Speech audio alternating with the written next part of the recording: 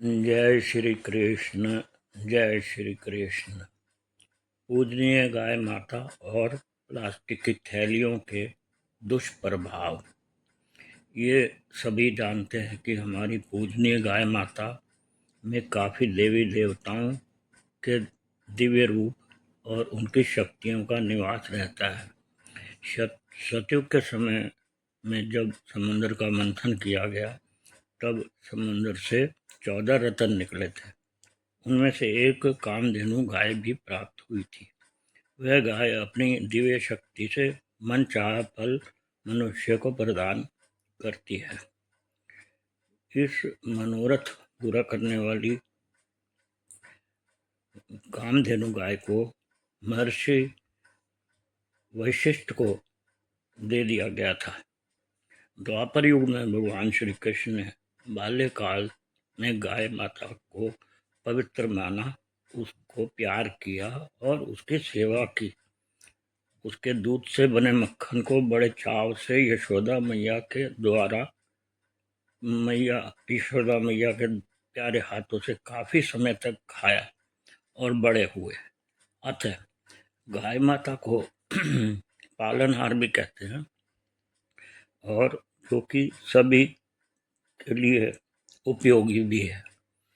पवित्र गाय को इसलिए माता माना गया क्योंकि वो दीर्घ काल से सभी को पीने के लिए पौष्टिक दूध देती रही है और उसके गोबर से घरों में लीपा भी जाता था और उसके उपले भी बनते हैं जो अग्नि के रूप में प्रयोग किए जाते हैं।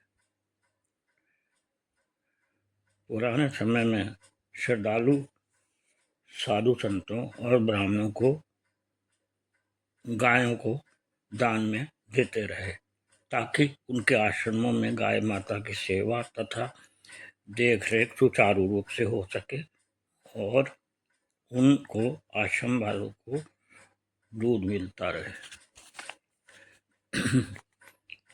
अतः गाय का दान शुभ माना गया है। सतयुग से लेकर आज कलयुग में भी गाय को पवित्र मानकर उसका आदर तथा उसकी पूजा की जा रही है। लेकिन आजकल गाय माता का आदर लोग बहुत कम करने लगे हैं क्योंकि उसको रोटी और दूसरी खाने की वस्तुओं को प्लास्टिक की थैलियों के साथ जगह जगह पर डाल देते हैं। गाय माता को तो इस बात का ज्ञान नहीं, वो खाने के वस्तुओं के साथ साथ प्लास्टिक की थैलियों को भी खा लेती है। कुछ समय बाद गाय माता के पेट में बहुत सारी प्लास्टिक की थैलियाँ इकट्ठी होकर उसको बहुत कष्ट देती हैं क्योंकि वह इन थैलियों को पचा नहीं पाती। ऐसा भी देखा गया कि जानवरों के डॉक्टरों ने गाय माता के पेट की बीमारी के कारण उसका ऑपरेशन किया तो उसके पेट में कई कई किलोग्राम प्लास्टिक की थैलियाँ गुच्छों के रूप में मिली जिन्हें वो पचा नहीं पाई थी। कई गाय तो ऑपरेशन के दौरान मृत्यु को भी प्राप्त हो चुकी हैं।